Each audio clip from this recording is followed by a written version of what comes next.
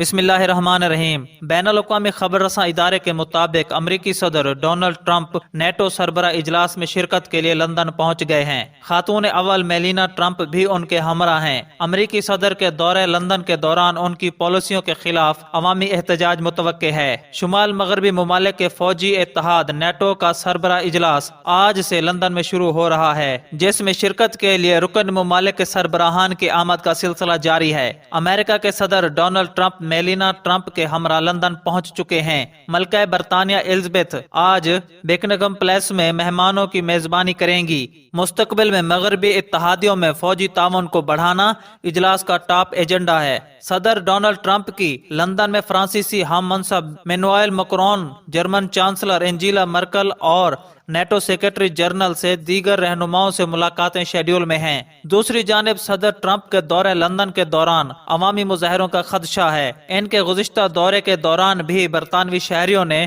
Trump کی policy کے خلاف بڑے پیمانے پر احتجاج کیا گیا تھا اور ان کی شکل کا ایک غبارہ بھی شہر کی فضاؤں میں بلند کیا گیا تھا، جس میں ٹرمپ کو اورنج رنگ کے ایک غسیل بچے کی صورت دکھایا گیا تھا۔